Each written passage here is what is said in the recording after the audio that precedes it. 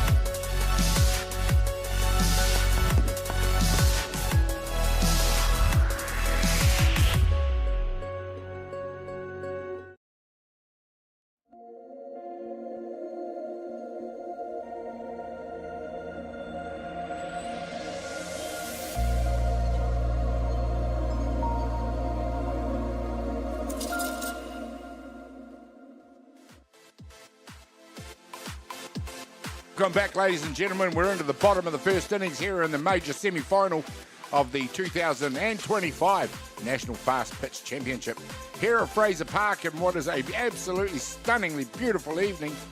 Sunshine everywhere, high temperatures, a bit of a light breeze, perfect conditions for softball, in other words. We'll just quickly run you through the batting lineup for Canterbury. They're going to be led off by number 16, Callum Bishop, followed by Leon Lum, and then Jackson Watt, Tyron Bartarillo, followed by Bailey Hamilton and Josh Lubowiski, Mitchell Finney, and then Cam Watts. Curtis Dove comes in the 9 spot to complete their batting order. Defensively for North Harbour, out of right field, Hohepa Monk, Levi Wilson at centre, Nick Lanigan at left, Caleb Rona at shortstop, Josh Kingy in the hot corner, Brock Attewell at second base, home run hitter Seth Gibson at first, Curtis Thompson doing the catching to the big guy out on the hill, Pitarona. Fires one into Callum Bishop, the leadoff hitter. North Harbour fireworks at the top of the first innings. Home run by Seth Gibson. They lead the ball game by 2-0.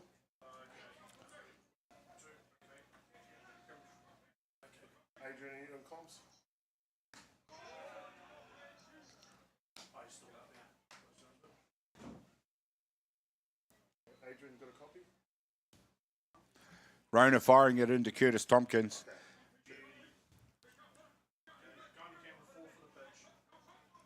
Rears back to go now. Hits the outside of the corner of the plate for a strike. The sun very much starting to lengthen the shadows here at Fraser Park. So the outfielders, if you see them start to get peppered, will definitely be earning their money tonight. Fine rising delivery. Sees Callum Bishop try to catch up with it for a strike.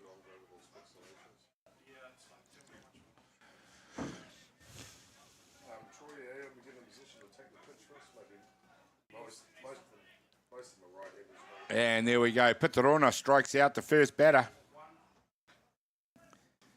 Callum Bishop heads back to the dugout. He'll be replaced by number 11, Leon Alum. It was North Harbour who came into this game as the top qualifier and have looked very much the quality of the tournament throughout so far. I'm sure Canterbury will have something to say about that. They came in courtesy of a tight victory over Auckland. So they've literally walked off that diamond, had about a 20-minute rest, and have had to come on to this diamond to play in this major semi-final. 5-4, they won that game over Auckland. This pitch, a little bit too far inside this time for umpire Tony Kairuna to call. He's joined by his cohorts in blue out there. Out at first base is Mark Porteous. Lance Brown at second base. And Nikki Ogier, fresh off the plate duties for the women's major semi-final, out at third base. There's a hit into shallow centre field by Leon Lum. Gets Canterbury going in this one with a runner at one. There you see the umpire graphic there. Nicola Ogier at third base. Did a great job in that major semi-final for the women's competition. Of course, that game won by, wait for it, Hutt Valley into the grand final. Magnificent display.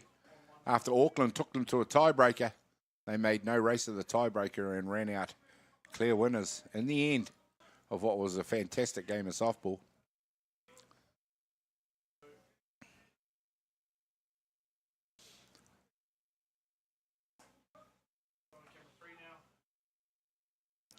Not all over for Auckland, though. They'll get another opportunity to reach that grand final.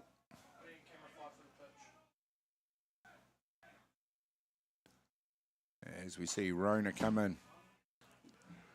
And it is Jackson Watt who swings hard at that pitch.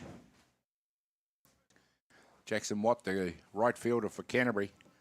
Powerfully built individual. He can hit the ball very hard.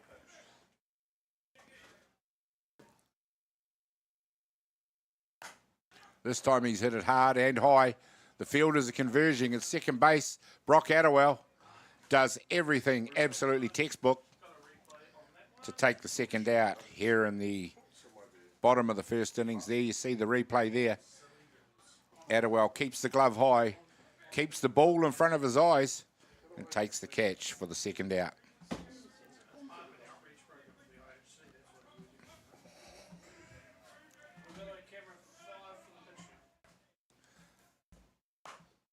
Number 8, Tyrone Bartarillo it is, who launches the first bail ball into space and is caught out at left field and also becomes the third out. One innings complete. It's North Harbour that will lead the ball game by 2-0 over Canterbury. We'll be back in just a minute. More action.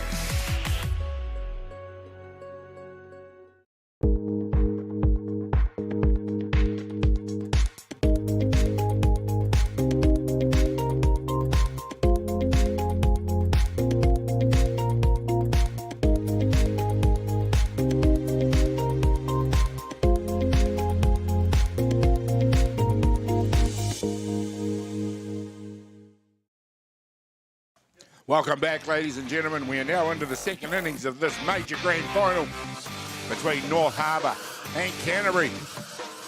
Up to bat, number 4, Brock Attewell,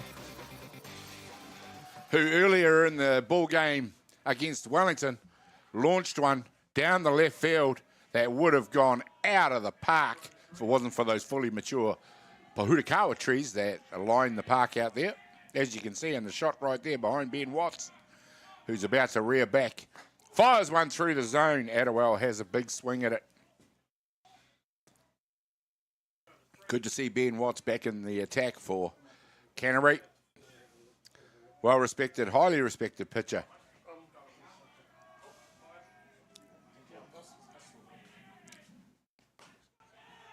This time it's just been knocked down by Attewell, who scoots down first base, but he can't beat the throw.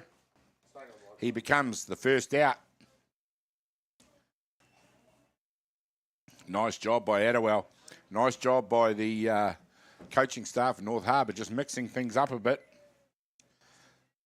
That'll bring to bat number 25, Josh Kingy. Bang, bang play there. Mark Porteous. Yes, you're out.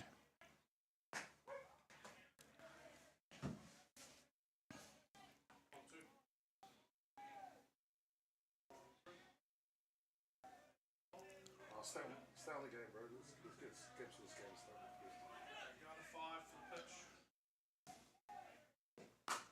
This one's launched high, straight over centre field. He's going back. It's going deep, and it's out of the yard, ladies and gentlemen. Josh Kingy has launched a solo home run, and the North Harbour attack continues on Canterbury. Canterbury, early on in this ball game, have gapped. North Harbour have gapped Canterbury by 3-0, courtesy of 2 home runs. Been a feature of Diamond 1 play throughout the week. We're in day 3 of competition. I haven't kept count of how many home runs there have been, but we're well into double figures by now.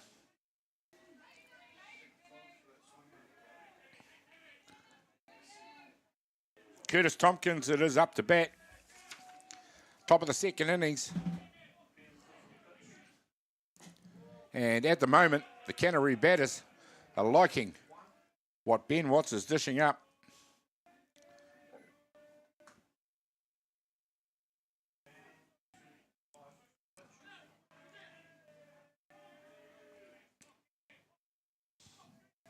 Just the one out it is.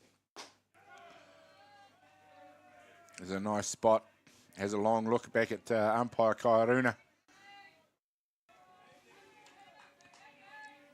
Thinking, TK, where was that one?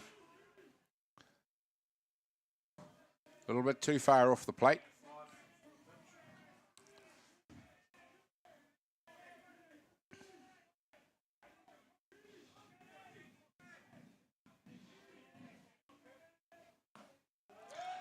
These two teams went to battle on day 1. And already we got a stark contrast to that game. We're after 6.5 innings of work. It was 0-0 and very much a pitcher's ball game until the bottom of the 7th innings, as we see Curtis Tompkins hits one back to Ben Watts, who takes the second out. Bottom of the 7 innings in that game on day 1, it was Brock Attewell who hit a solo walk-off home run for North Harbour to win that ball game.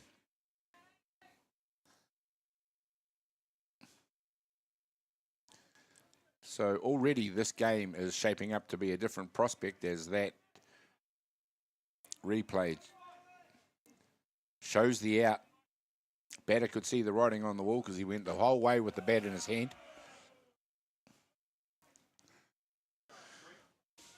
Number 24 it is, Levi Wilson, up to bat for North Harbour.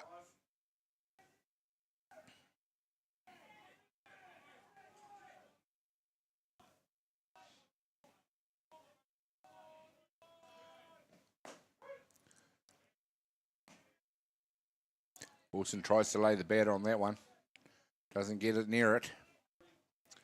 for a strike.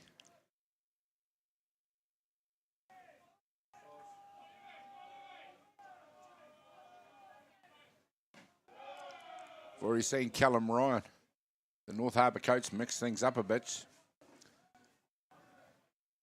Hasn't been afraid to go to the short game already this early in the ball game. As we see Canterbury already warming up another pitcher in their bullpen.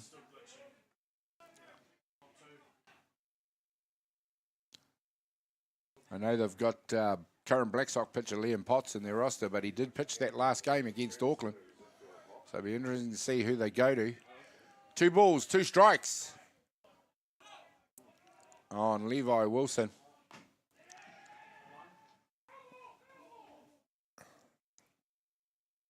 Nice loud call there from Tony Kairuna, a foul.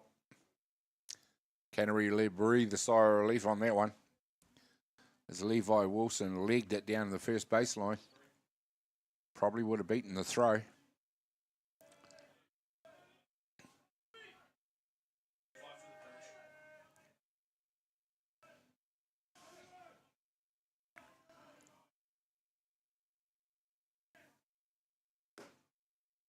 This time, Ben Watts gets the job done. It's Canterbury. 3 down, but they're 3 behind against North Harbour here in this major semi-final. We'll be back with more action in just a minute.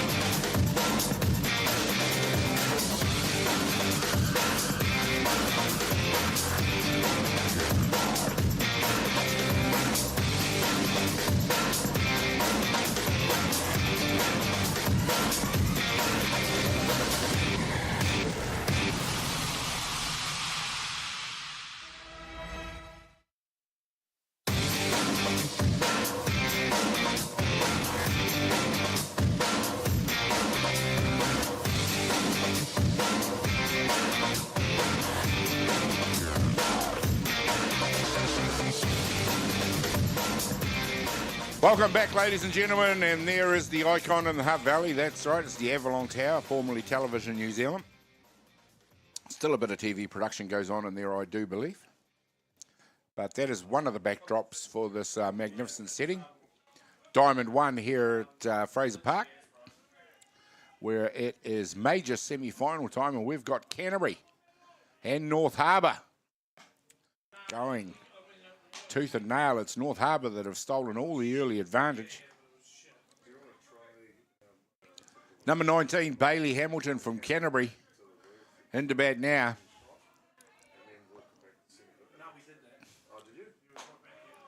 We saw him in club competition, I think, national clubs last year. Oh, I believe it was probably all year. Batting extremely well. He hits the ball very hard. Does Bailey Hamilton.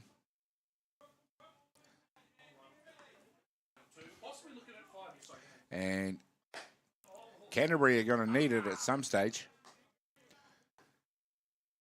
Now, Pitarona, he's kind of worked his way, as we see a lovely graphic of his pitching style, and he's just attempted his by now world famous changeup, and there's a much better example of it right there.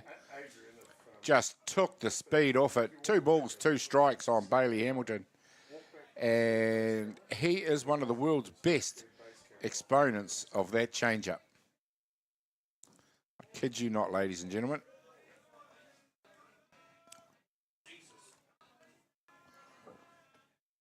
Well, that one's adjudged to be hit by pitch.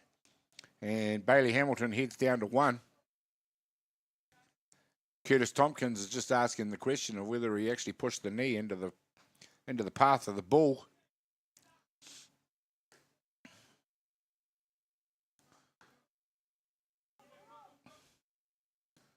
No go this time. It's Bailey Hamilton safe at first base. And that's a nice lead-off for Canterbury. Josh Lubowiski comes into bat now.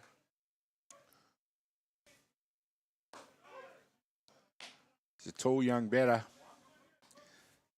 Number 17 for Canterbury.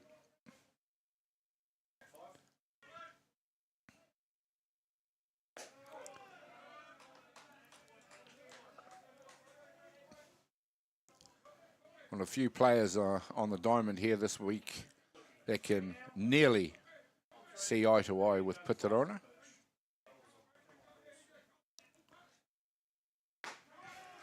Fires a beautiful dropping ball on the outside of the plate, and he wastes no time in striking out Lubowiski. Designated player in this one. Hill goes back to the dugout to be replaced by number 12, Mitchell Finney. Mitchell Finney, the left-hander for Canterbury. We see the Steelers on. Lovely throw. And it was Tompkins got that one right on the button. And as quick as Brock Attewell is, he couldn't quite get there in time to affect the tag. Nice play on the replay. That is a very close call.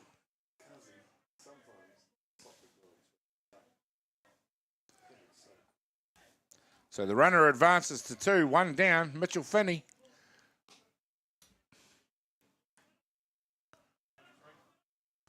Up to bat. Playing for Canterbury, he's rocking the Papanui hat. Papanui representing on the helmet there. Hits one hard out to second base. It's Attewell that eats that one up, fires it across the first. But not before the runner advances to 3. Ideal opportunity now with number 15, Cam Watts, the catcher for Canterbury. Experienced enough to know what to do with this opportunity. Nice go-ahead pitch from Pitarona. Gets the early strike on Cam Watts.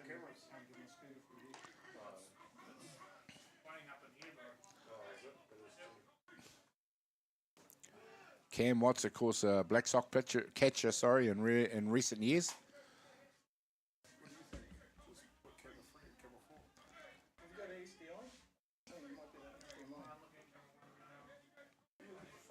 But also has a very fine batter.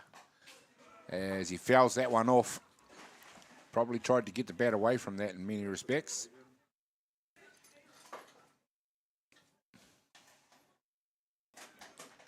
Cuts that one backward a point for 4 runs. Sorry, I blanked out for a second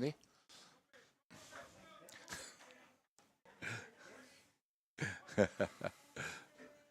Told you I could be entertaining. This time it's gone past the catcher, and it's Canterbury who are going to score a run on the pass ball. Nice work from Cam Watts. The ball goes past. He's at 1. But more importantly from Canterbury, the runner has scored.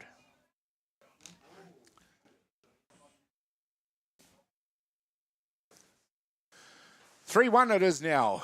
North Harbour up on Canterbury.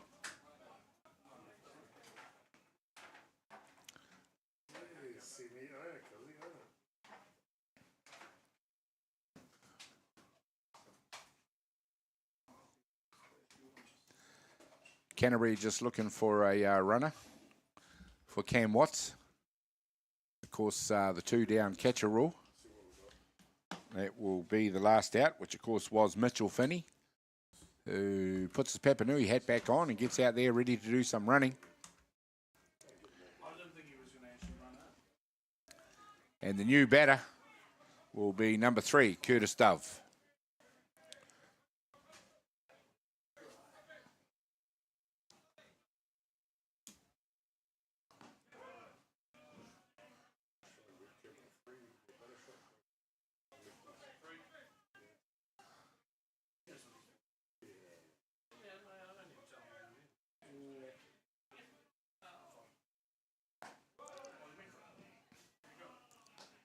Just jumps out of the box on that one. You can see what Curtis Dove's intention was there. He's looking to get that running start. He's tall, lean, left-hander. Can really scamper around the bases. Reaches out for that one. Nice pitch from Pitarona. Ideal spot to put that, to counter that running slap. 1 ball, 2 strikes on Curtis Dove here. A runner of 1.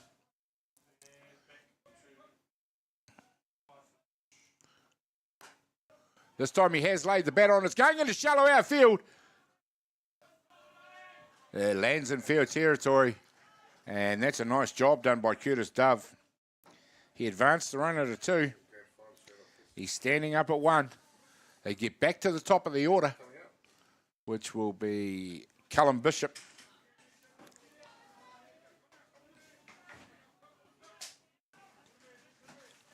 Callum Bishop, number 16 for Canterbury.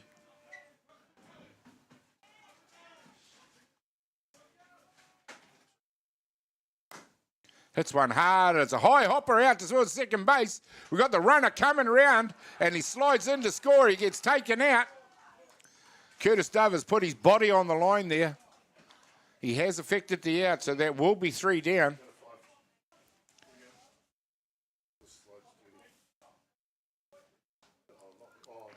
He has bounced back up onto his feet. And that does conclude the innings. They breed him tough in North Harbour. And it is Canterbury that comes back just a little bit. They trail in this ball game by 3-1. Fine piece of play. So we see him lying down there. Well, we'll be back with more action in just a minute.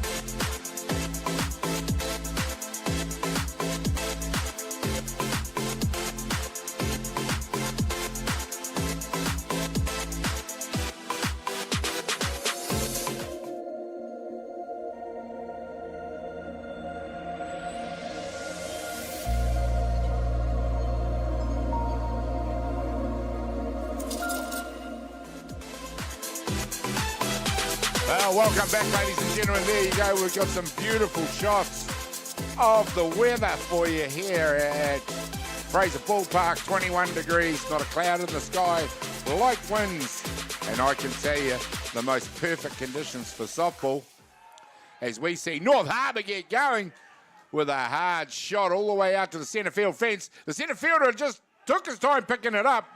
So Caleb Rona helps himself to third base and says, "Thank you very much. I'll just stand up at third base to get my team going."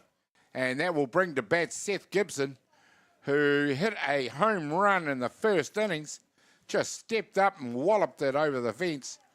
Well, he did that in the previous game as well, so it's become a habit for him. Caleb Rona now with 2 hits in the ball game. Of course, he got the lead off to get himself onto 1 in the first innings. And it was him that Seth Gibson hit home along with himself for that home run double.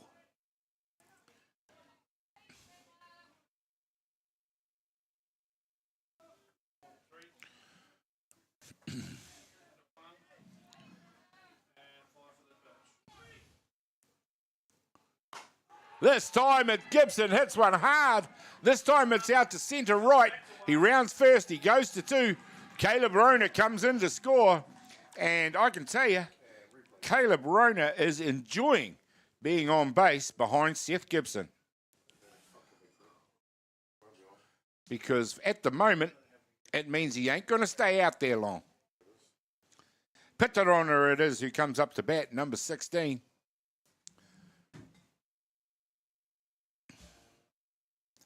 We've enjoyed seeing him do the pitching for North Harbour. Most of the softball community will know that Pitarona can move the ball with the bat. This time it's going through the catcher. Seth Gibson runs across the three. None out, 4-1 to North Harbour. We are in the third innings, the top of the third innings. Plenty of action so far, most of it North Harbour's way.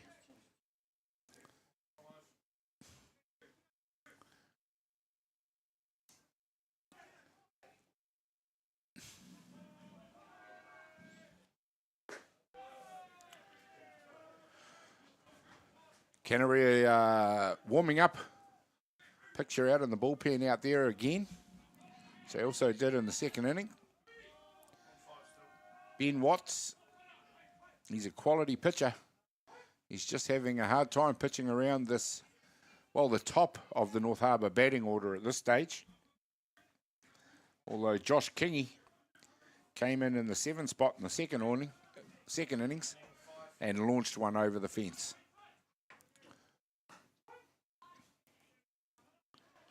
Rona watches two go past. Very much a batter who waits for his pitch. 2 balls, 2 strikes.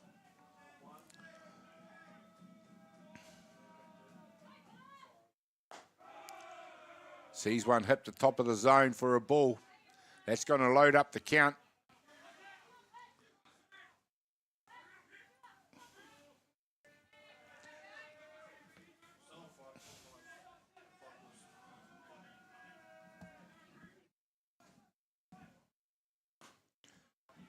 And that's a nice job by Ben Watts. He strikes out Pitarona, who becomes the first out here in the top of the third innings. Seth Gibson 60 feet away at third base. Watches Hohepa Monk stride up to the plate.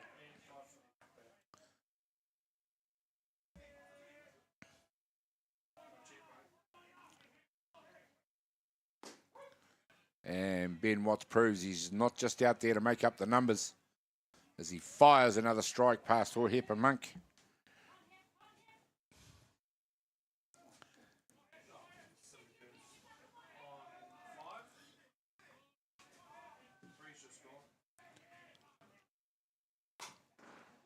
And North Harbour may need to treasure this lead, because if Ben Watts settles in, he becomes, further into the ball game, extremely hard to hit.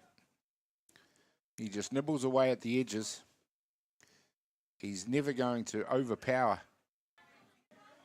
good batting lineups, but he can frustrate them, and does that very well.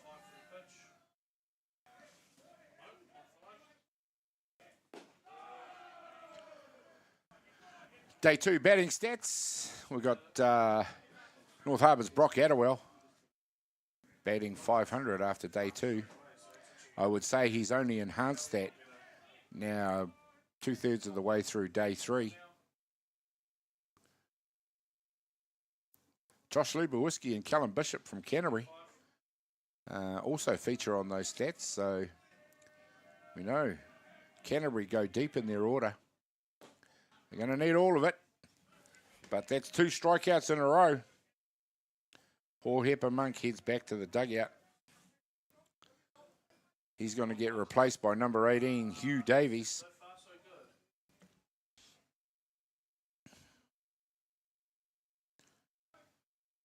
A few other notables on that list. A couple of Inokas and a Ramaki. Everybody will be familiar with those names. But Hutt Valley's Dallas Clifton on an absolute in batting heaven by the look of it. 538. 13 at-bats, 7 hits. Going extremely well.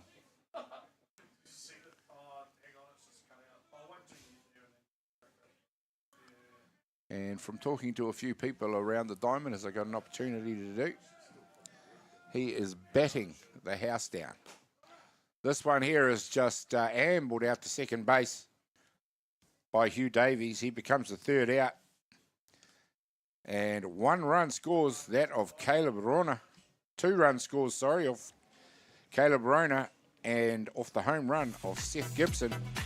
And it is North Harbour that leads this ball game by 5 runs to 1 over Canterbury. We'll be back with more action in just a minute.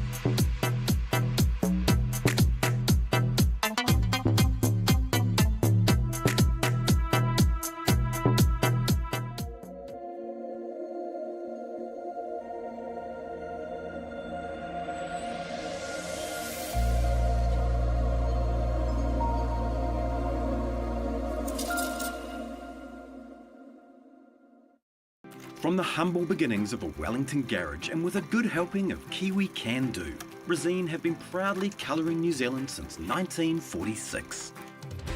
Environmentally approved quality paints, colours and expert advice, all available at your local Resene colour shop. Our friendly team are here to help you get the best results for your project. With creative colours and innovative paint all made right here in New Zealand. You can rely on Resene to get the job done.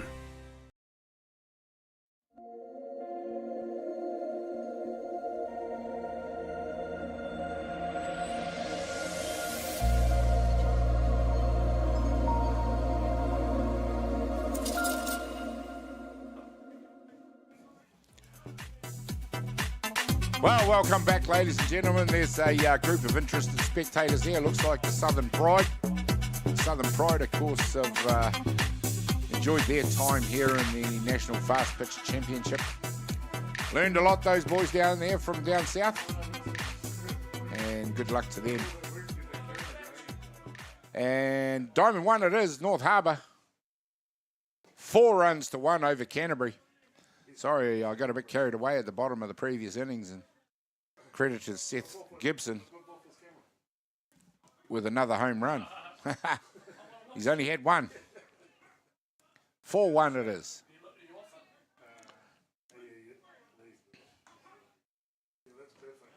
Number 11, Leon Lummett is up to bat for Canterbury. He's going to be followed in the on-deck circle by a Jackson Watt. Leon Lum, contact hitter, is also doing the job for Canterbury, and that's dropped into shallow outfield, and Leon Lum gets Canterbury going here in the bottom of the 3rd innings. Jackson Watt will come up to bat. Just looking at some of the pitching stats here in front of me now. Pitarona out there on the hill for North Harbour has faced 58 batters and 15.1 innings of work. 4 earned runs for an earned run average of 1.83. That's at this level is very good. Very, very good. We're about a third of the way through.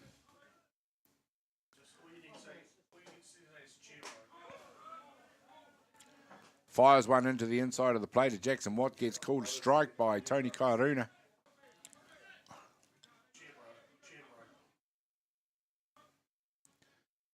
Just a couple of other points of interest on that pitching stats. Canterbury's Liam Potts, 2.28. 63 batters pace from 15 innings of work. Also very good.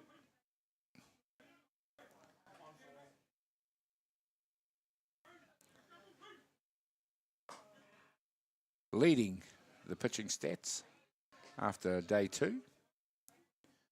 Our 2 visiting pitchers from Mexico. Humberto Valdez, 90 batters faced, an earned run average of 0.95, playing for Hutt Valley. That one just off the plate. 3 balls, 2 strikes. Jackson Watt up to bat.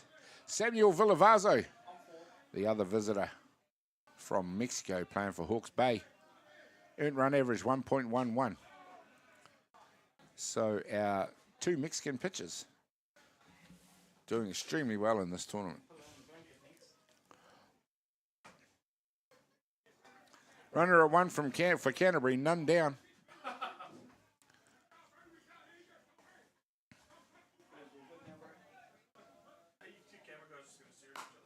And this one hit hard up centre field. It is taken out there in about 1 second flat by Levi Wilson. That's all it took to get out there. Jackson Watt, the first out. We all know what this man can do up to bat now. Number 8, Tyrone Bartarillo.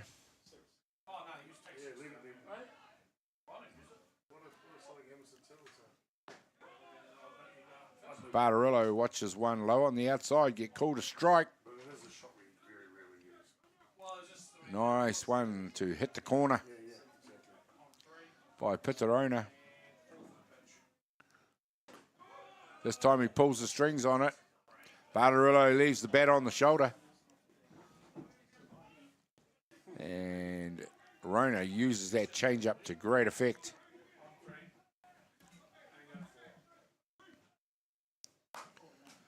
This time it's hit straight back. And it is Adderwell that can't quite get his foot on the base in time. And just a little bit of a hiccup out in the infield by North Harbour.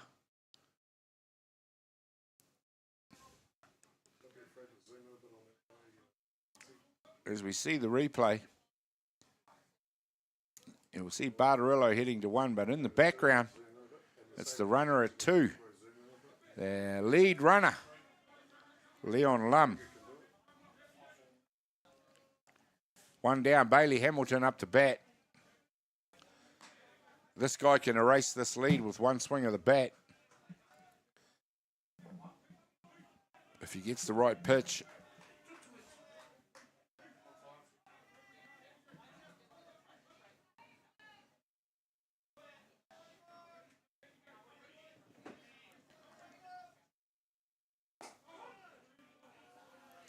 A little bit extra venom on that pitch from Pitarona. Came in very quick.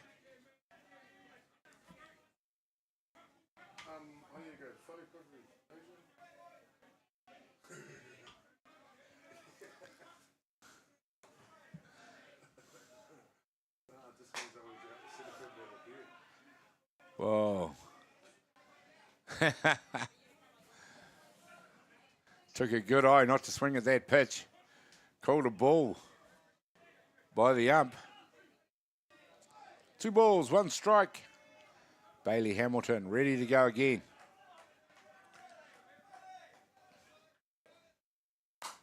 And he's hit this one hard. It's going deep through centre field. And I told you that if he lays 1 decent swing out there, he can square this ball game up, and that's exactly what he's done. A 3-run shot. Bailey Hamilton squares this ball up at 4 runs apiece. And I'll leave my crystal ball out there for everyone to see. Oh, sorry. The camera, that was the one. It was camera 1. Wonderful shot. Over the centre field fence. Scores 1, 2, 3 runs, and just like that, Canterbury are back in this ball game. Bailey Hamilton shows why he's been in the national consideration. And this time it's Josh Lubowiski loses balance at home plate after he hits it straight back to Pitarona to become the second out. Damage done so far in this innings, though, by Canterbury. Brings to bat number 12, Mitchell Finney. Things are all square here now in the bottom of the third innings. The shadows are beginning to lengthen. You'll be able to see them just heading out there behind umpire Kairuna there. And I can tell you, anything that's lifted into the air, into the outfield now, especially centre and left, is going to be very hard to see. This time it's Finney that has a hard cut at a rising pitch.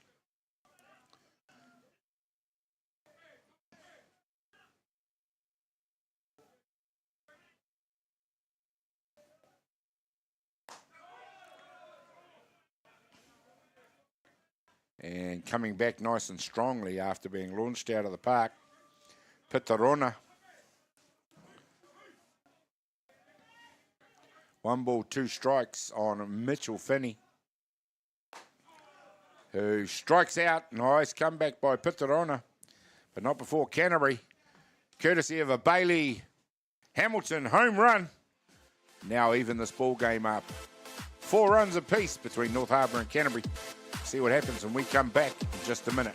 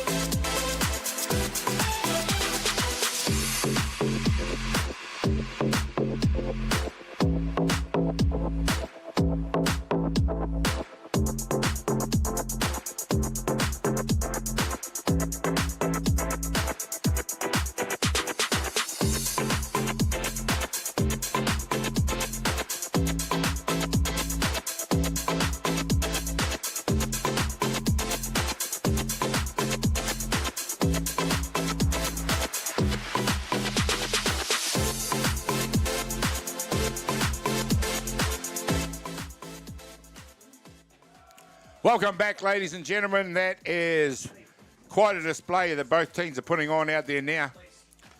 We are in the top of the 4th innings, and it is North Harbour up to bat, and it will be Brock Attewell. But Bailey Hamilton, courtesy of a fine solo shot over the centre field fence, who has put Canterbury back on level pegging with North Harbour. 4 runs apiece. And I said earlier in the ball game I wouldn't be able to count the amount of home runs that have been scored in this championship so far. But I could tell you, probably in the history of this championship, it's getting up there.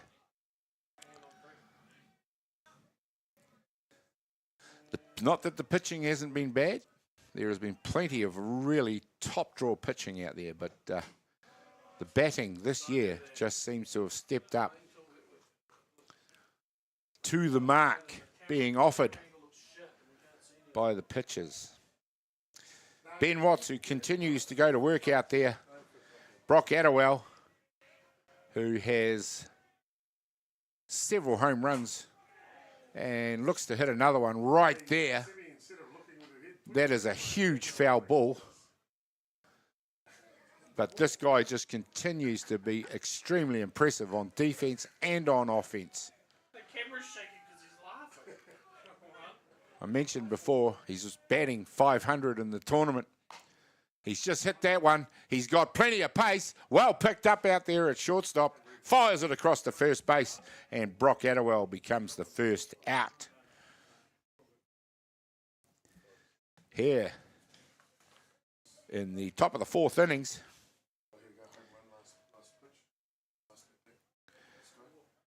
This time, that's the home run of Josh Kingy. you're watching there right now.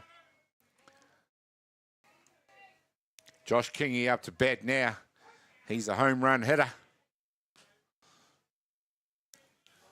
from the second innings.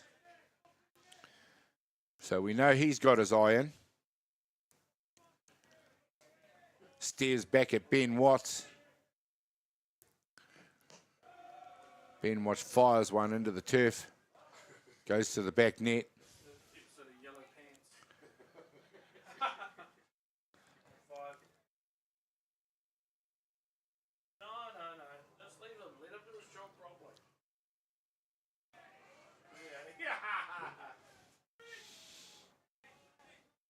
Ben Watts rears back, gets ready to go again. There's the pitch. High and outside for Josh Kingy. Watches it go past for a ball. Well, the wind is dying down to virtually nothing, as it's wont to do at this time of the evening here in the Hutt Valley. It's an absolutely gorgeous evening for softball. It is now coming up to 6:45.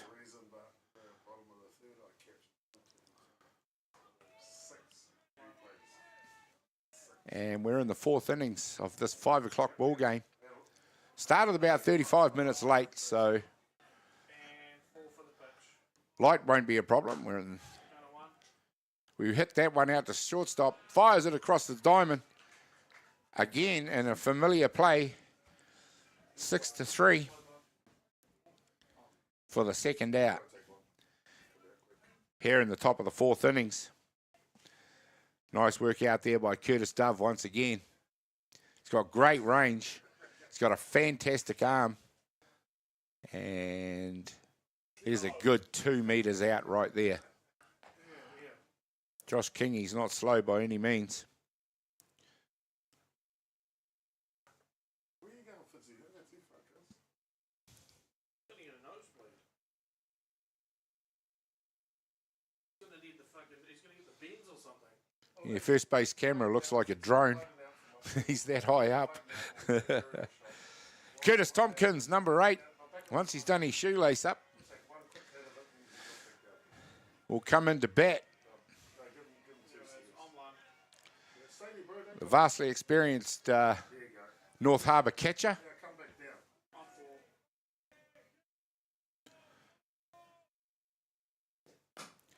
He's seen that one. It's Bartarillo that can't pick it up. Curtis Tompkins has legged it.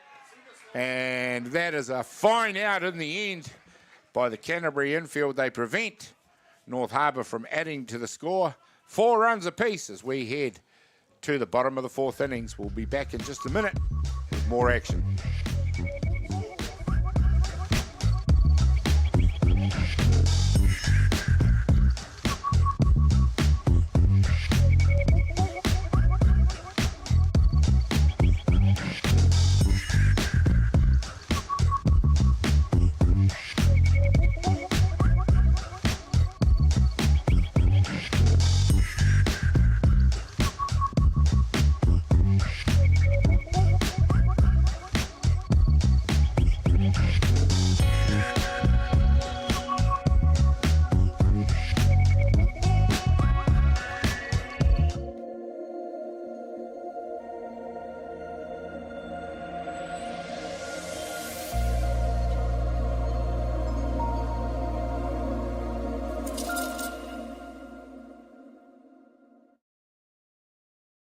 Jack Links presents Messin' with Sasquatch. Watch this.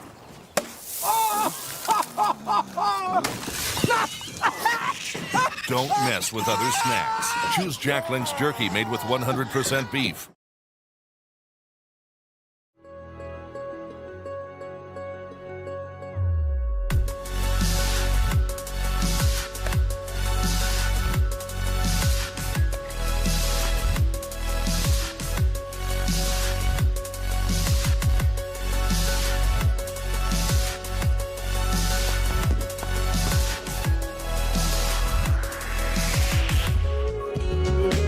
Welcome back, ladies and gentlemen. Look, I've just got the lights on. They are not needed yet. The lights on here on Diamond 1. The sun is still reasonably high in the sky. It's casting some long shadows across the diamond now.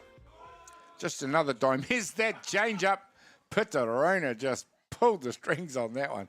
And Cam Watts, I think he's shaking his head because he knew it was coming, but he still couldn't do anything about it. We talked about how good that change-up of Pitarona's is, and that's an example of it. This time he puts a little bit more gas on the drop ball and strikes out Cam Watts. Curtis Dove, who tidied everything up at shortstop in the previous fielding effort for Canterbury, now finds himself in the box, ready to issue some offense on behalf of Canterbury.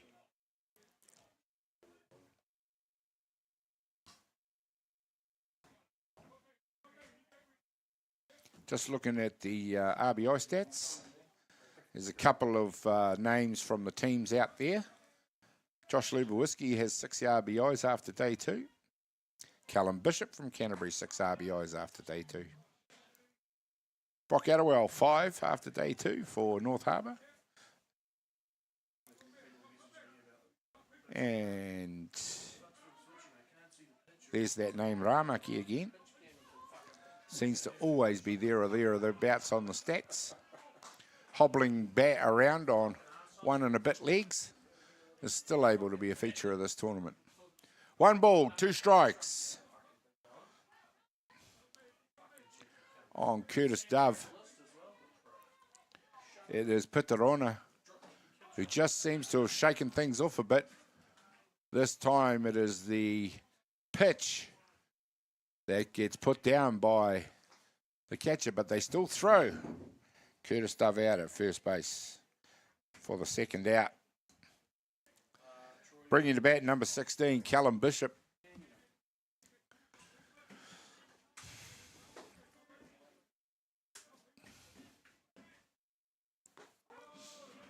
And Pitarona continues to make that change-up a profitable one. Gets a lead-off strike on Callum Bishop. Usually comes back with a hard drop ball in a similar spot. There it goes.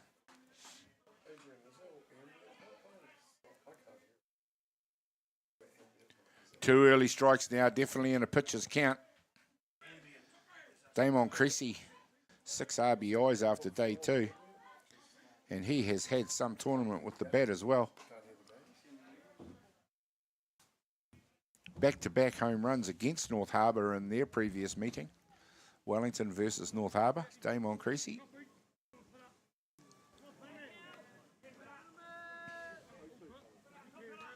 Callum Bishop it is for Canterbury. 4 runs apiece here in the bottom of the 4th innings.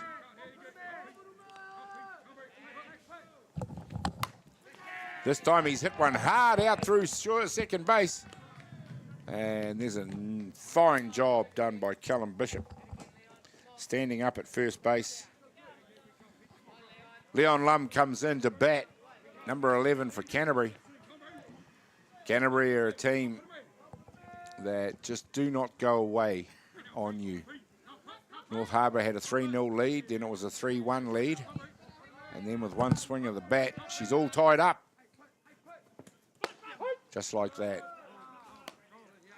Pitarona seems to have settled down after watching that shot from Bailey Hamilton clear the fence out there at centre field.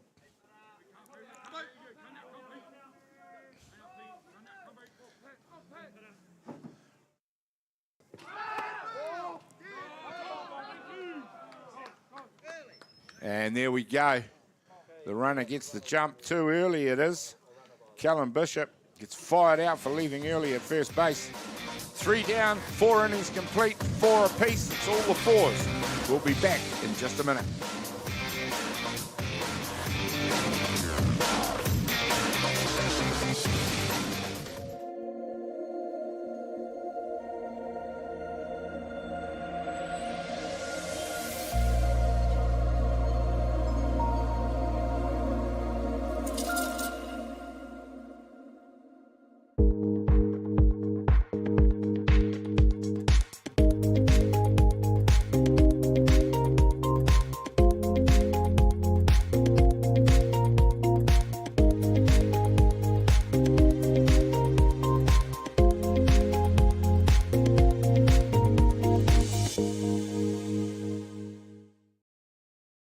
Jack Links presents Messin' with Sasquatch. Watch this.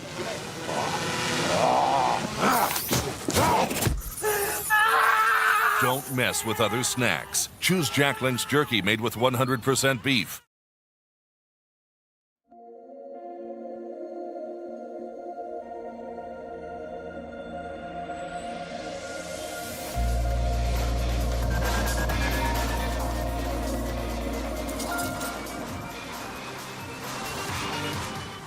Welcome back, ladies and gentlemen. As the sun starts to get very low on the horizon, or at least on the hills behind us, and all the players now raising the glove to it as they're all looking into it. And it is Canterbury taking on North Harbour here in the major semi-final. Now, let me remind you that one of these teams, whoever wins it, will be heading to tomorrow's grand final.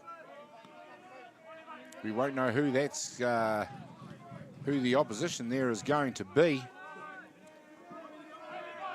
But the loser of this ball game's not out of the competition. There is another game being played, and that will be Hutt Valley will be playing Auckland, I believe, to decide, the winner of which will decide who plays the loser of this game. And the winner of that game will be the other grand finalist. And if you can understand that, you might be a better person than me. Fairly straightforward though. Ben Watts, who's managed to hang in there. Now, especially now that this game is all squared up.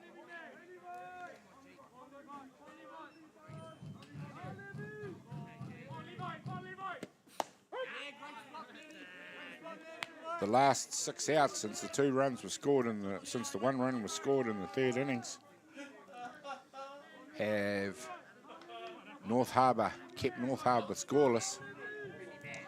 They'll be looking to change that. Number 24, Levi Wilson.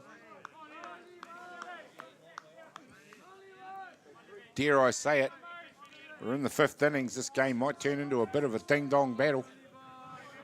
3 balls, 2 strikes.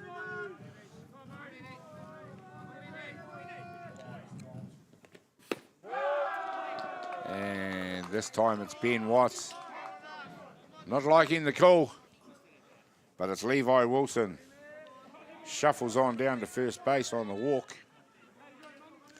He's going to get replaced by Caleb Rona, who's having a game and a half at the moment and has got his fingers probably and toes crossed already that he manages to get on base, because the man who's rapidly becoming his best mate out there is up next. That being Seth Gibson.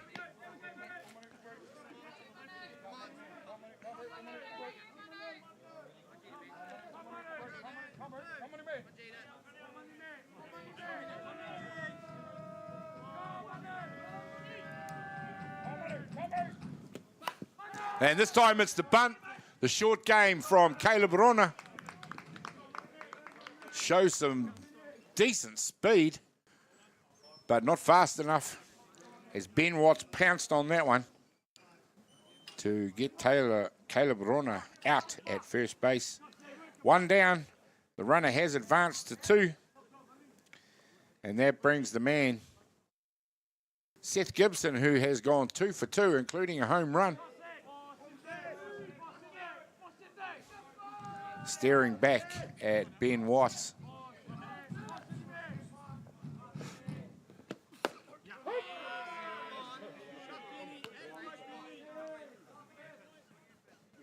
Here's that pitch. It's to Tony Kairuna's liking. Low and outside.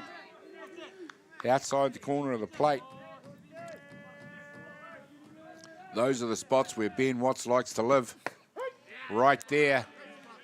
Similar line, a little bit higher.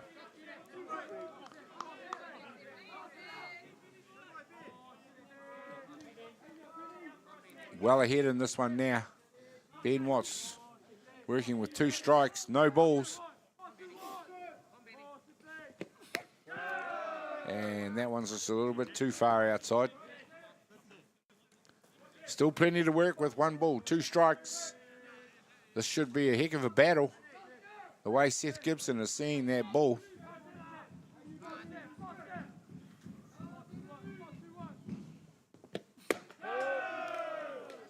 This one's inside. Seth Gibson does well to stay off that one.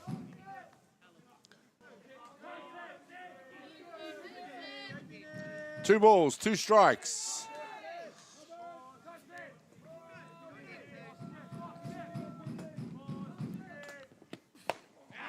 And this time it is Ben Watts that wins the battle. Seth Gibson cannot repeat his heroics from the first innings and the third innings. Heads back to the dugout for the second out. He is replaced by number 16, Pitarona.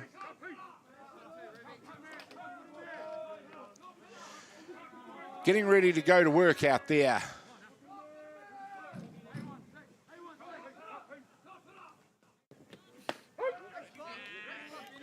Nice pitch. Ben Watts appears to be getting stronger and stronger and harder to pick as this ball game goes on. He's one of those guys where his last pitch will be just as good as his first. He just keeps working.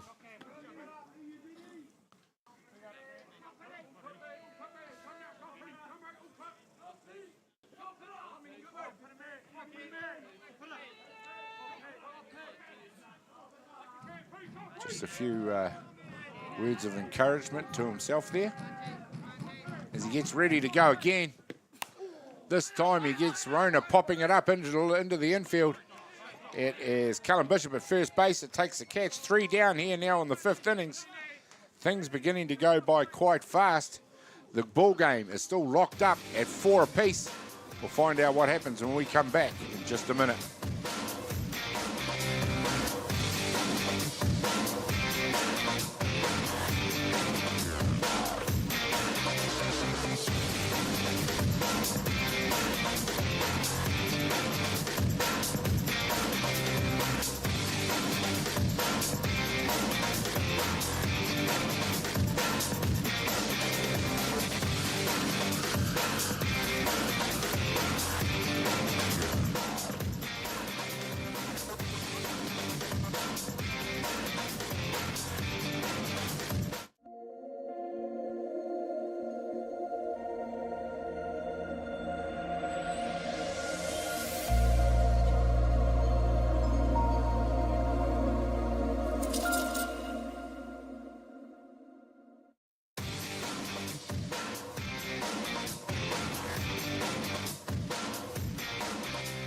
Fifth innings, 4 runs apiece it is in this major semi-final between North Harbour and Canterbury. And it is Canterbury that are going to, by the look of it, make the first change of the ball game. They're going to bring in a pinch hit.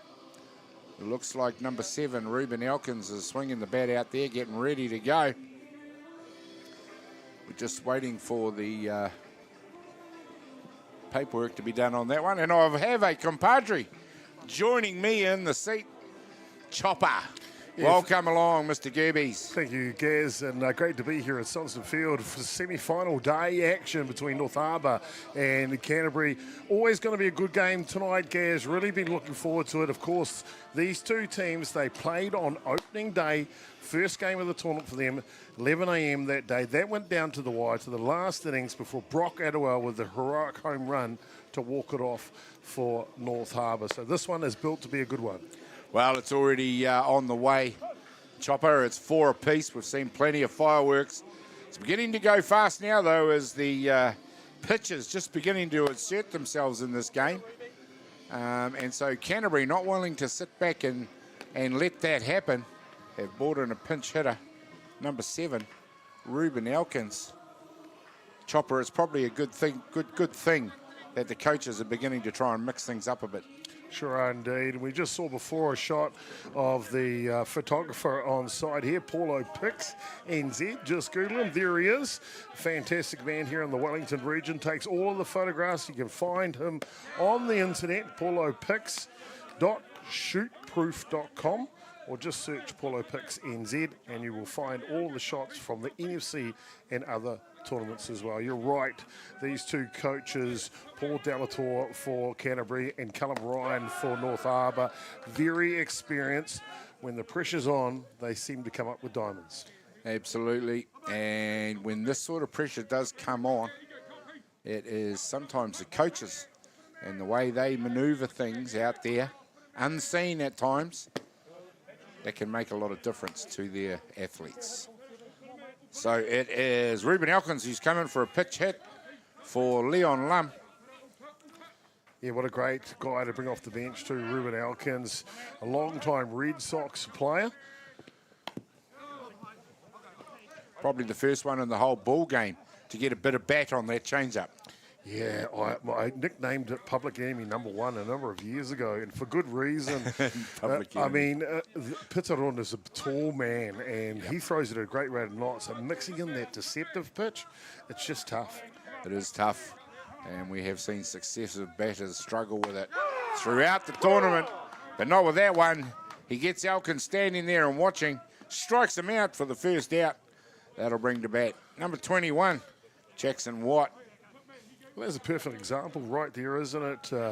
As Jackson Watt, the big 22, is about to come in here, as you've just seen that change up a couple of pitches before, it's stuck in your mind, and then he throws a hard lifter straight down Main Street.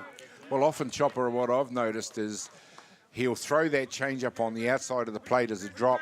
He'll follow it up on the same line with a hard drop. Yeah. And just it's that change of pace that gets the batter. This time he's going to work with Jackson Watt, and we have seen fireworks in the first 3 innings of this ball game from both teams.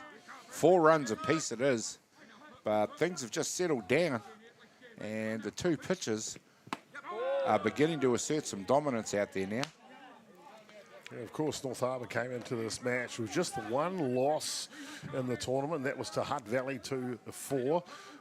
And Canterbury on the flip side, they picked up 4 wins and 2 losses in their round robin play. But the big win was the last one for them against Auckland. Sure was. That was out on Diamond 3. I got to watch quite a bit of that ball game. And 5-4 over Auckland. Does tell the tale of how close that game was. Sure was indeed. And they literally had to almost run to get over here and sit down and get some carbohydrates into them and get about a 20-minute rest before they had to turn around and take on North Harbour in this ball game right here. Yeah, I've got to be honest, Gaz, I wasn't a great fan with the change of the draw today, but in the end, the long semi-final between Hutt Valley in the earlier game just before this one, that made the big difference for Canterbury. So they should be good to go here. I expect a good game out of Canterbury. Canterbury will very rarely give you not a good game. They are one of the provinces, you know, probably along with Hutt Valley, in situations like this, that you just pray you're going to get over them because they are tough. Well, they're mentally tough, and they are just tough. This time it's Jackson Watt. Picks the walk, heads to first base, 1 down. But Canterbury underway. And it is Tyrone Bartarello, a man who needs no introduction. Comes into bat. The evergreen Tyrone Bartarello just keeps putting it out there for his Canterbury side. Multiple world champion. Grayson Keeper, the designated runner, out for Canterbury at first base. Tyrone Bartarello is going to get the opportunity to do what happened in the previous innings if he gets himself on base, because waiting in the on-deck circle is Bailey Hamilton, who managed to launch one over the centre field fence to even this ball game up. A 3-run shot. Of course, Gaz, this is the major semi-final. The winner of this one between North Harbour and Canterbury will go straight through to the 1:30 p.m. grand final tomorrow. But over on one of the outer diamonds right now is the other semi-final going on, or say quarter-final really. Hutt Valley taking on Hawke's Bay. The winner of that game will play the loser of this one in the 9. Actually, let me double-check the time of that. Oh, tomorrow morning in the semi-final for the men's program. That one is scheduled for 10 a.m. tomorrow. 10 a.m. tomorrow it is, ladies and gentlemen, to decide the other grand finalist. We still don't know who is exactly going to be in that game. Sorry, I alluded before that it was Auckland taking on Hutt Valley out in that diamond, but it is in fact Hawke's Bay. Yeah, Humberto Valdez on the hill for Hutt Valley over there, and it'll be Adam Woon for Hawke's Bay on the other side. Adam Wooner, it could even be Samuel Villavazo, the other Mexican pitcher. They've got options up their sleeve. They sure have. I'll give you that as I see it. At the moment, the score is 4-2 to Hutt Valley. They jumped out to a lead early, 3 runs in the first, 1 in the third. Hawke's Bay have replied with 2 in the bottom of the 5th. They're currently in the bottom of the 6th innings. Hutt Valley leading 4-2. Well, there you go, ladies and gentlemen. The battle for the grand final is on. It has sorted itself out. We're into the last 4 teams. And we are getting into the later innings of both games. So that battle is on. This time it's Pitterona who asserts his dominance over Bailey Hamilton, the home run hitter from the previous innings. 4 runs apiece it is with 5 innings complete. We'll be back with more action in just a minute.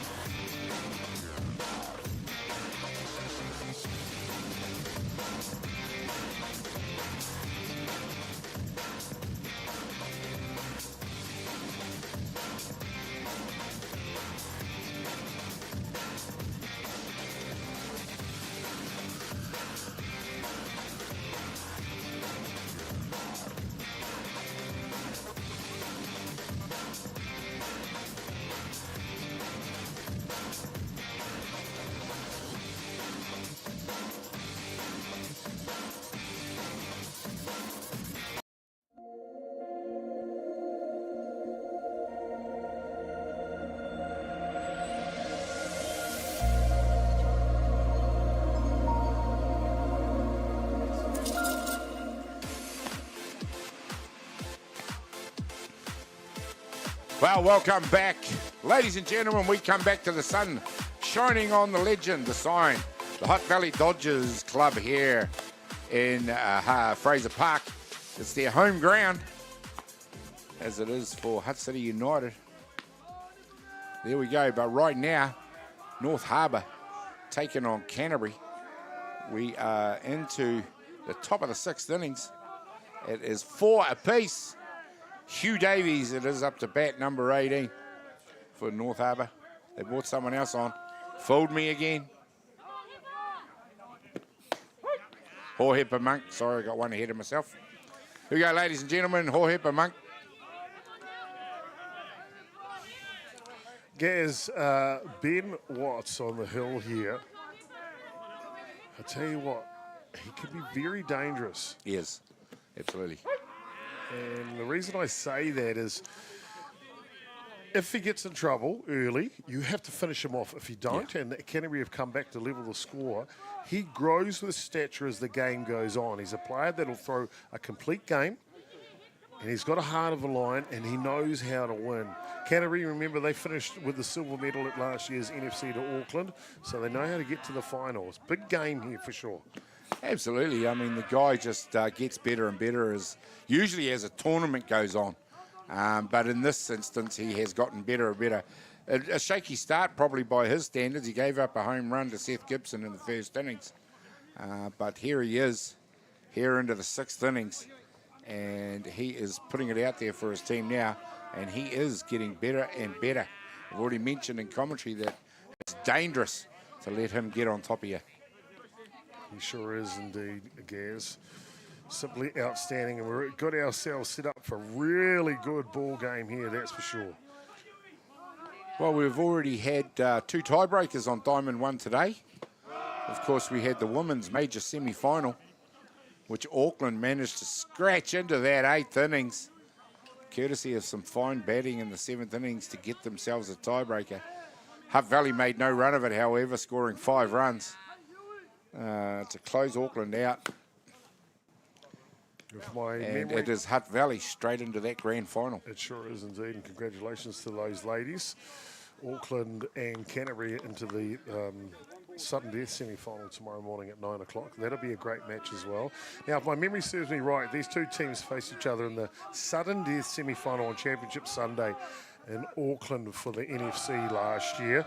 And it was Liam Potts that had the lion's share of the pitching because Ben Watts had injured his arm from memory. That day, Canterbury won the game against North Harbour 4 runs to 2. So, Harbour maybe sleeping with a bit of a stone under the pillow. Yeah. They always say you got to lose one to win one. And Harbour came into this game as a top qualifier. So let's not forget that. They have set the standard throughout the tournament and looked very good in doing it. Here's the Wellington boys. They'll be all finished up for the day. A big day for them. A massive game against North Harbour today. It goes all the way down to the wire. Remember, they were down to their last out.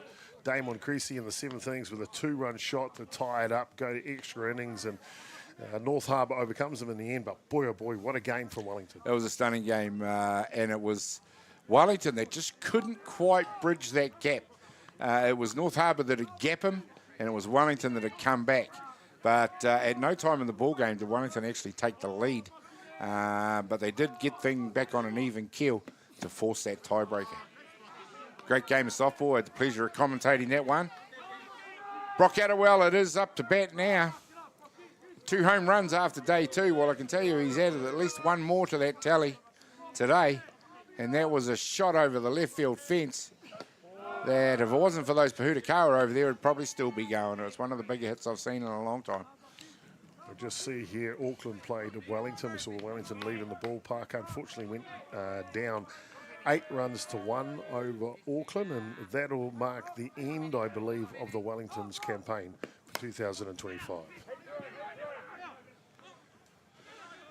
There we see it's Attawell drops one on the dirt out there. It's unable to be taken.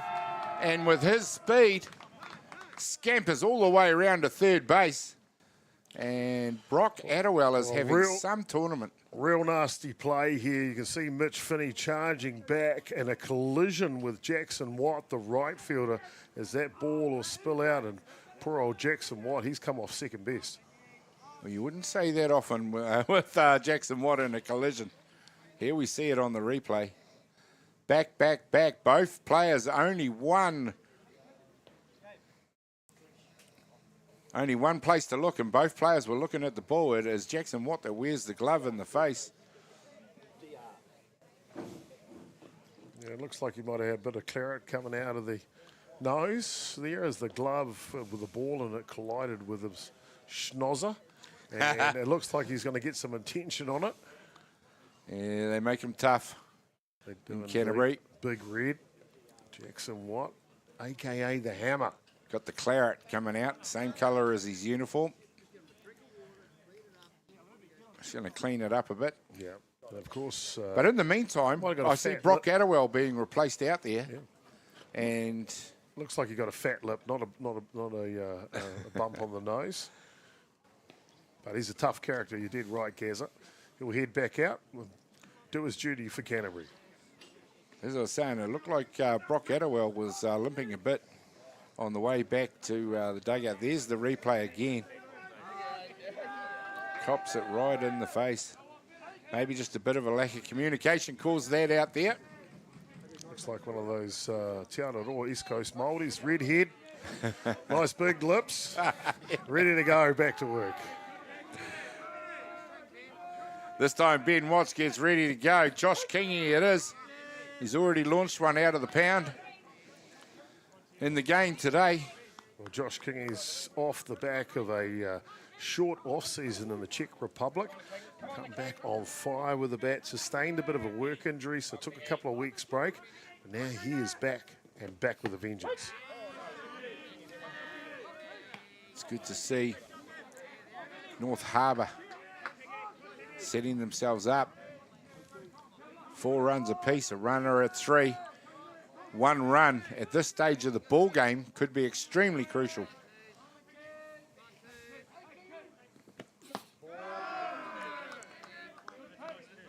Pressure on Canterbury now. You can hear the effort from Ben Watts when he releases the ball, can't you? He's one of these pitchers, he puts everything into every pitch he's got.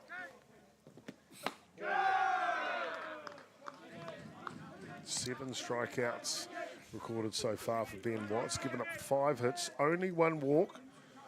Of course, the 2 big home runs. Can't do anything about those sorts of good batting. He probably just regrets putting the ball in those spots in the first place. It's probably about the only thing.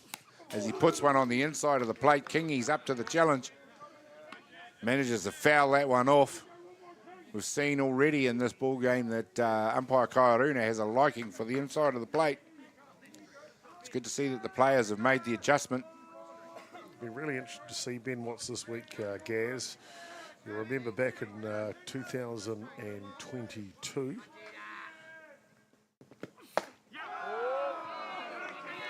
The whole Canterbury team were heading to the dugout on that one. Tino Tata. Yeah, well, very, very close, my friend, to that pitch. I'm not 100% sure if I agree with it, and I certainly would have swung at it. I love it when a pitcher does that. That pitch is just maybe a smidge outside. Yeah. And Ben Watts goes to what? Too far inside? Yeah. Was that too close to the zone? Was that too close to the middle? Ben Watts with an ironic smile on his face as he went back. Doesn't take him long to get over it like any pitcher, and he recovers beautifully. Where was that? And I'd love to have we have the benefit of re-looking at these ones. Well, I can tell you what, Ben Watts shook off the last pitch, but that one, he is not happy about it at all as Josh Kingy goes down to first base. I think you can add several thousand Cantabrians to that one, not the least of which is all his teammates. There's a good timeout right there. Cam Watts, the Very good catcher for the Red Sox, very experienced, knows his pitch is boiling under the skin, and he's probably thinking about the Crusaders' record of the Super Rugby so far in the season. 1-1. No, too soon, my friends. 1-1. It's too early to tell. Too soon. But plenty of action still to come here at the NFC, Gaz, and I'm looking forward to it. Oh, absolutely. I've been loving it. Canterbury at this stage, though, Cam Watts is probably the only one, Chopper, who didn't dissent that call. No, you did right. You did right. And you know why. He's the catcher. He's got to keep that relationship sweet with the umpire. Yeah, 100%. Yeah, no, there's a long way to go in this game. We're only in the top of the 6th innings. And why take a break, Gaz, when you can just keep talking? Rolling? Well, I had something to say, you see. I feel cheated if I drop out and I haven't said it. Plus, I'm going to forget. Curtis Tompkins, it is up to bat as everyone moves on from that controversial call. It is North Harbour with runners on the corner. And this time it's a hit out to shortstop. They take the runner at 2 and defuse that situation. And it is Canterbury. Go back to the dugout. The score is still all tied up at 4 apiece. Just a minute.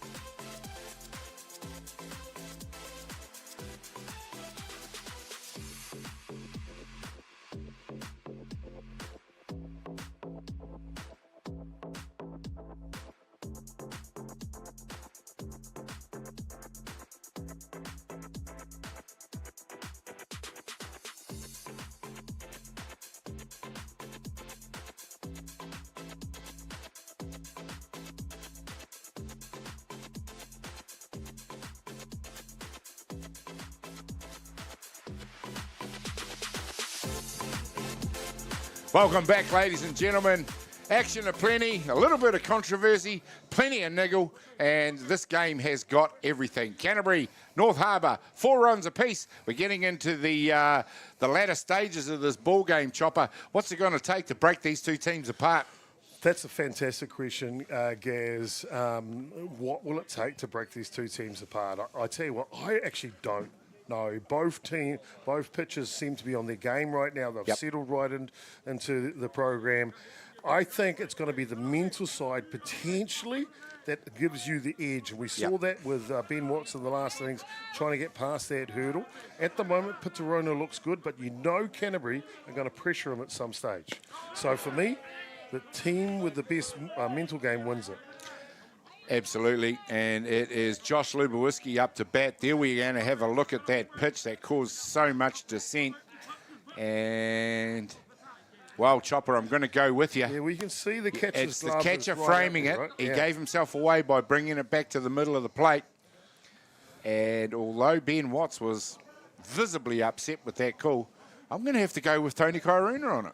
Oh, without a doubt. Look, Tony Kairuna, for starters, is a good friend of mine, but he's a level 7 international WBSC accredited umpire. He's been to about 7 World Cups all around the world. And if he says it's a ball or a strike, it's a ball or a strike. No.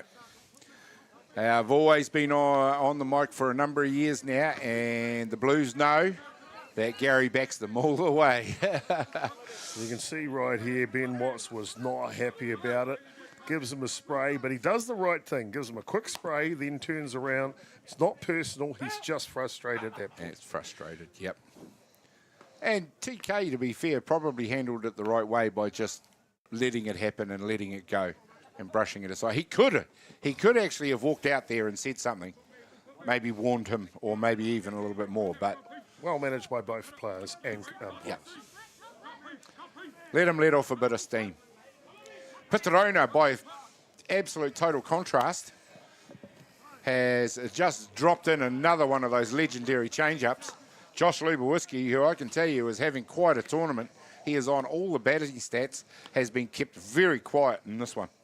Problem is, with public enemy number 1, that change-up from Rona, as it gets their swing already through, he sees it, makes good contact, but he's got no power in the swing, and it's an easy ground out to third base. Already trying to back out of it.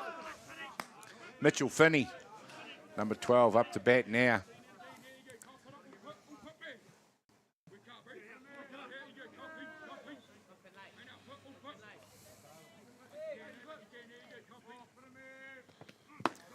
This time he gets Finney to put the barrel to the ball.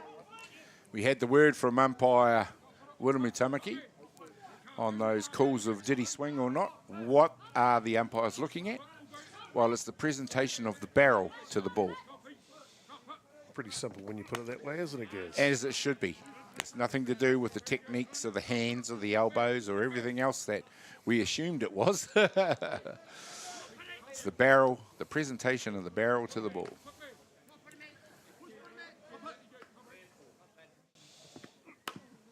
This time it has been slapped out to second base.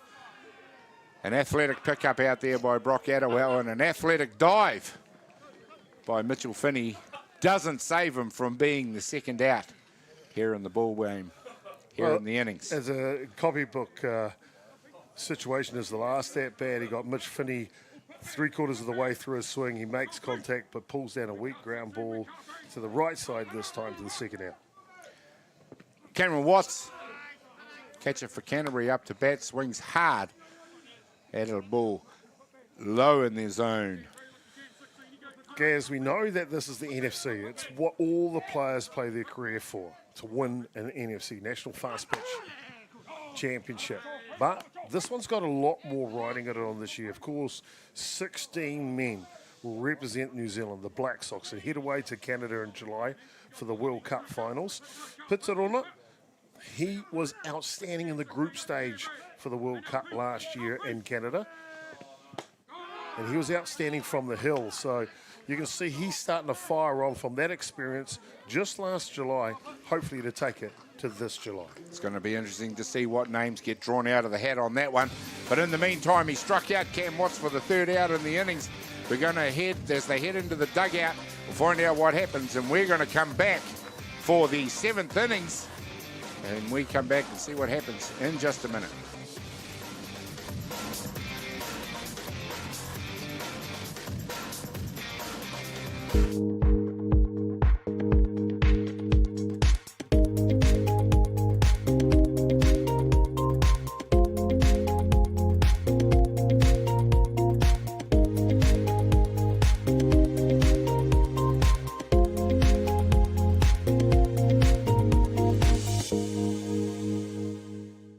Jack Links presents Messin' with Sasquatch. Watch this.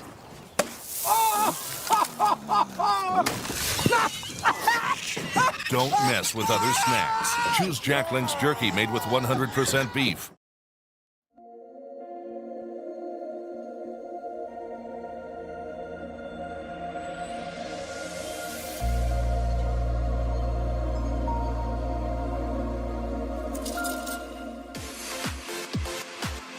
Welcome back, ladies and gentlemen. Well, there we go. This is the major semi-final, Canterbury v North Harbour. 4 apiece. We're in the 7th innings. We were wondering before what it's going to take to crack these two teams apart. Well, we still don't know. Wilson, Rona, Gibson, the next 3 batters up for North Harbour might have something to say about it. Ben Watts, who has taken a little bit of stick in the first 3 innings of this ball game, has now gone from strength to strength and is looking very commanding out there at the moment. But as far as getting something happening in this one, it is up to both of these teams to get some bodies in motion on the bases. Well, Gaz, I have some information to report from the Outer Diamonds. The women's quarter-final matchup between Canterbury and Hawke's Bay. We have a winner in that game.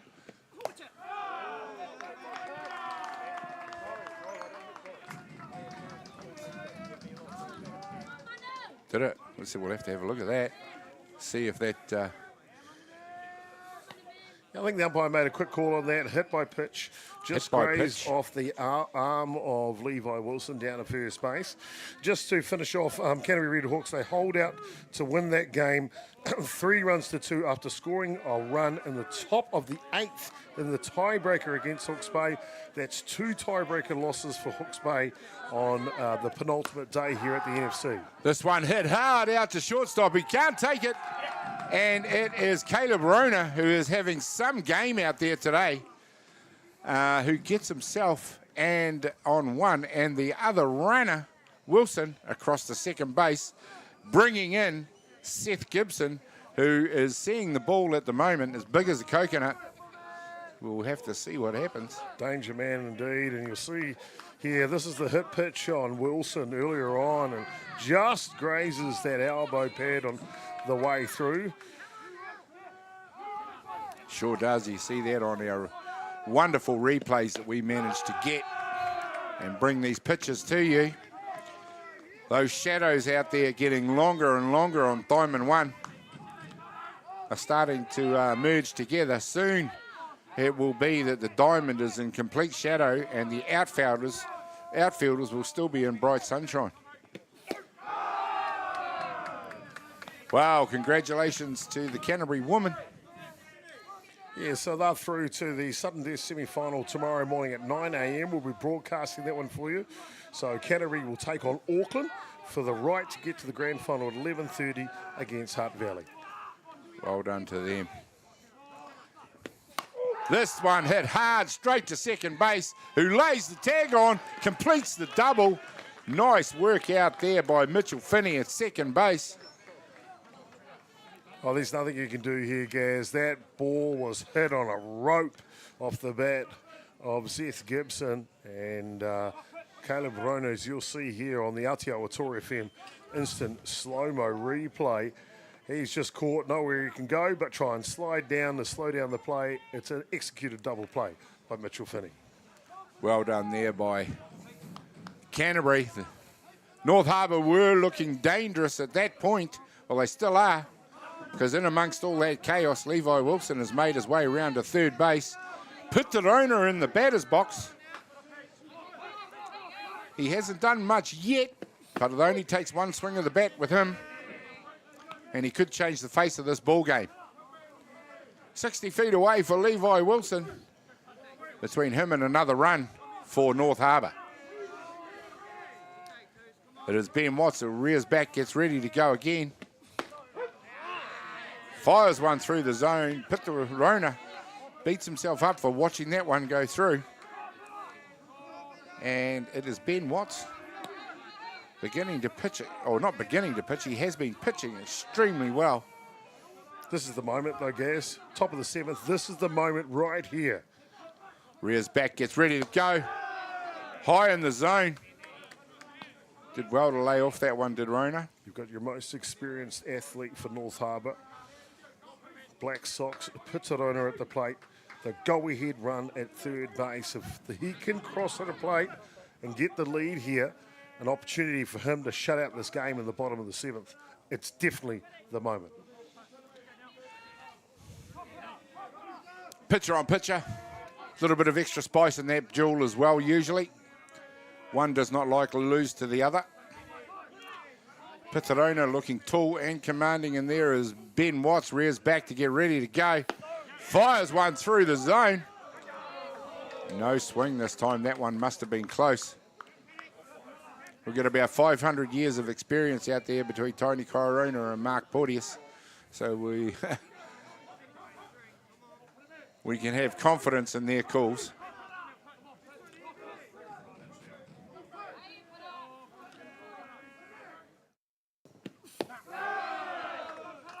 There we go. On the replay, there's the presentation of the barrel. Must have been very close. No dissent on that one, though. This is the pitch here, Chopper. The full count pitch here in the 7th inning. And he's earned himself a walk. Well, you can see Ben Watts knows, and he lifts the velocity by a couple of kilometres, but just can't quite get the control here. Now, a better chance for North Harbour as they'll bring out a runner for Pitarona at first base. Maybe one hit scores 2 and not just one. That's right. And this man coming into bat now, Hohepa Monk, who's batting in the last season or two, has really impressed me. Is fully capable of doing that.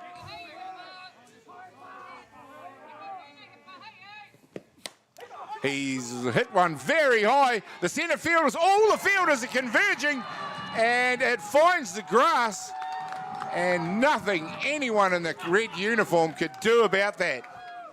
As the go-ahead run is scored by North Harbour. I tell you what, this is one thing I love about Hohepa Monk. Textbook says you take a couple of pitches in that situation. He goes at the first pitch. The outfielder's set back, respecting the power of Monk, and he's able to dunk it into the grass in the outfield. But as you see right there, Levi Wilson crosses for the go-ahead run for North Harbour. 5-4, North Harbour over Canterbury here in the top of the 7th innings. And that means whatever happens between now and Canterbury's bat, they will get an opportunity to reply. As we see Ben Watts fire one through the tube. There's the replay right there of the hit. It's a moonshot, shallow centre field. Yeah, you can see how the outfitters, though, at the beginning of that replay, they're right back on the fence because Hohepa Monk possesses such power. It's definitely what gave him the room, as we see hit straight back to Watts at pitcher. Underarms it to first base for the out. 3 down now here in the 7th innings, but it is North Harbour leading by 5 runs to 4 over Canterbury. We'll find out what happens when we come back in just a minute.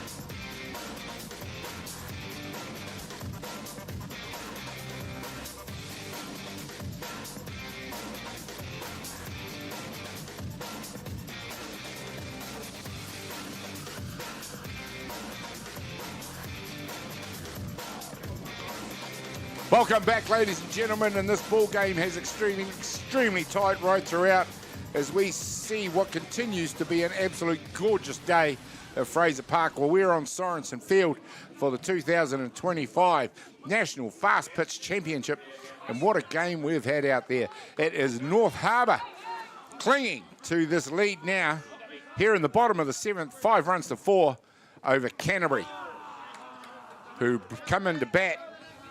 This time it's number 3, Curtis Dove, here in the bottom of the 7th.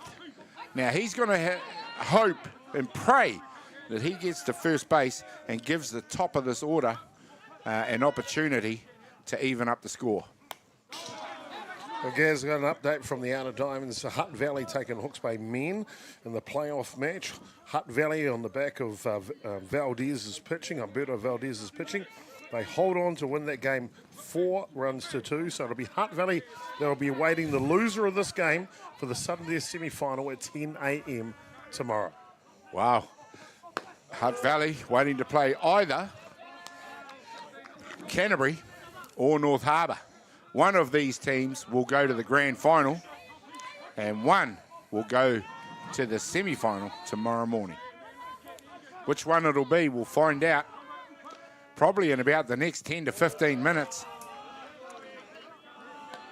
as Curtis Dove has initiated a decent sort of a battle here now against Pitarona, who in similar fashion to Ben Watts took a little bit of stick in the 3rd innings, and by stick I mean Bailey Hamilton came up and tattooed one over the fence, and there Pitarona wins that battle for the strikeout to even up the ball game at 4 apiece. But since then, Pitarona has been commanding.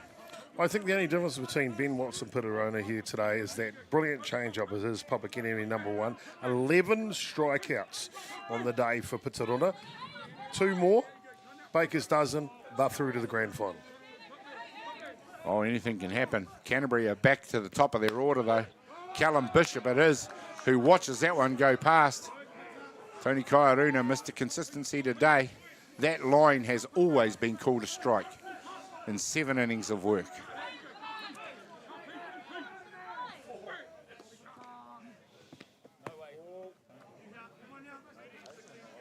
See Curtis Tompkins drops down to his knees on that change-up.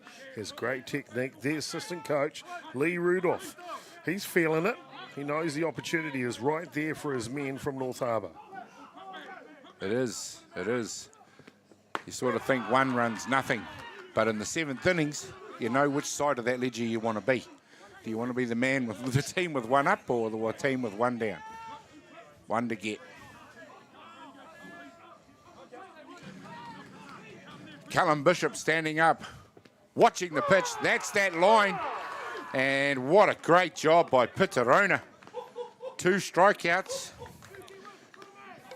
Chopper, I might hold you to that one. Leon Lum. What do you reckon? We'll put a jug on that he's going to strike this guy out, or I think he's going to hit it. Well, Gaz, I only drink orange juice, so that jug's going to be quite economical orange for me, juice? my friend. But the big man is on the hill, and he's looking to take him to the promised land here, Gazza. 1 out away from a grand final showing for North Harbour. It's actually Ruben Elkins who's come in, and of course he came in for Leon Lum in the last at-bat. So this is his 2nd turn at-bat. Ruben Elkins, who has to continue the job now for Canterbury. Curtis Tompkins behind the dish for North Harbour. He's called a heck of a game, Gaz. Used both sides of the plate and both velocity as well. Yeah, he's just looked after his athlete. There's their manager, Amanda Rona. Can't watch. This one is hit hard. It's a high hopper. It's taken out there. Mark Portier says he's out, and that's going to end the ball game. North Harbour win a very narrow decision over Canterbury, now by 5 runs to 4. Brilliant game of softball, and it's all over now. Canterbury head to the consolation semi-final tomorrow. It is North Harbour who go direct to the grand final, Chopper. What a ball game. What a ball game indeed, Gaz. And I just saw at the end of that one, Pitarona walks off the mound, cool, calm, shakes the hand of his catcher. He knows the job is not done. Yeah. He's here to win a national title for North Harbour. What a game, Gaz. What a game. I know you're going to review the game, and I'll give you my version of what the Beyond the Dugout player of the match is. You review it first. Well, for me, it was a game of two contrasting halves. We saw the bat dominate in the first 3 innings to the tune of 4 runs apiece. At one stage there, it looked like North Harbour might run away with it, but you know what sort of team Canterbury are. They never go away. And in the second half of the ball game, well, that was a pitcher's duel between Ben Watts and Pitterona, with not much hitting being done at all. So you do love that sort of thing. In the end, there was only 1 run between them. North Harbour have shown why they were the top qualifiers, Chopper.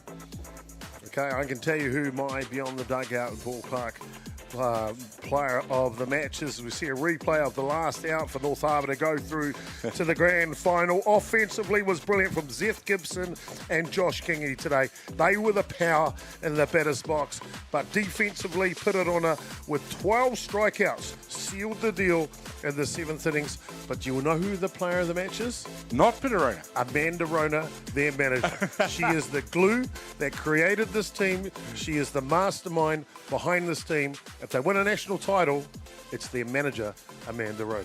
Beyond the Dugouts, player of the match. First time I've ever seen it awarded to a manager, and why not? Hey, it's a team sport, isn't it?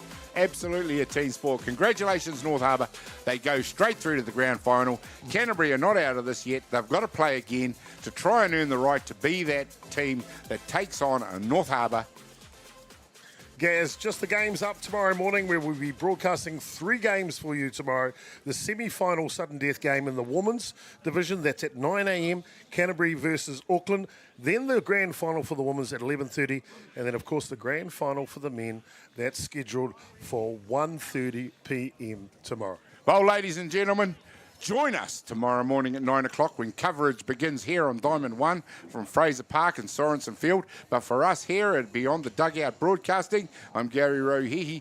Joining me was Chopper, a.k.a. Jason Kirby's, a.k.a. Chopper. Sorry about that, got around the wrong way. But goodbye for that, and goodbye from us, and we'll see you tomorrow morning.